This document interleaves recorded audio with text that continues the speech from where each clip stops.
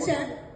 அவர் பேசட்டும். பட் அது நீங்களும் ஏதாவது ஏன்னா இப்படி ஒரு பிரில்லியன்ட் என்ன சொல்றது ஒரு பிளாக் பஸ்டர் வைரலான ஒரு சாங்க்கு வந்து நீங்க இருந்திருக்கீங்களா ஒரு பாட்டு. So why don't you say ரொம்ப ஹாப்பி, ரொம்ப சந்தோஷம். ஆனா நான் தியேட்டர்ல பார்க்கும்போது அந்த சாங்கான அந்த ரியாக்ஷன் கிரவுட்ல இருந்து அல்டிமேட். இதுக்கு முன்னாடி விஷுவல்ஸ்லயும் அது பார்த்தேன்.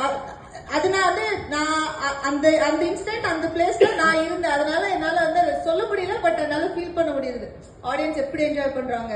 அண்ட் நான் நிறைய கேள்விப்பட்டிருக்கேன் இந்த சாங்காக நிறைய ஒரு செக்டர் ஆடியன்ஸ் வந்து படத்துக்கு போறாங்க அப்படின்னு. ஆமா கரெக்ட் தான், உண்மைதான். ஆனா இங்க நான் ஒரு உண்மையை சொல்லணும். நானும் விஷால்லாம் உண்மையாவே வந்து இந்த படத்தோட பிரீமியர் ஷோ ஆடியன்ஸ் பார்க்கும்போது கூட உட்காந்து பார்த்தோம். 12 வருஷம் ஆச்சு.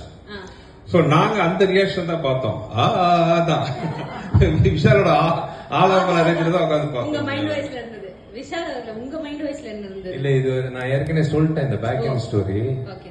இந்த 2 ஜாமவங்கள் வந்து உள்ள உட்காந்து டிஸ்கஷன். கிளைமேக்ஸ்ல ஒரு பாட்டு. இது வந்து ஒரு கோக்கியான ஒரு லிரிக்ஸ் வேணும். பாவிஜய் எழுதியிருக்காரு.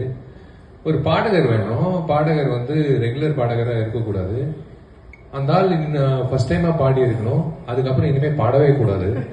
அந்த மாதிரி ஒரு பாடகர் இருக்கணும்னு எனக்கு தெரியாது இந்த மேட்ரு. நான் அப்பதான் ரொம்ப உற்சாகமா டோர் ஓபன் பண்ணி என்ன பாட்டு கிளைமேக்ஸ் பாட்டு இவன் தான் சிங்கர், சரி மெரிட்ல நம்மள கூப்பிடுறாங்க அப்படின்னு ஒரு தோல் தட்டிட்டு சரி ஓகே பாடிடலாம் அப்படின்ட்டு என் குருநாதர் இசை குருநாதர் விஜய் ஆண்டனிக்கு வந்து நான் நன்றி சொல்லிக்கணும்.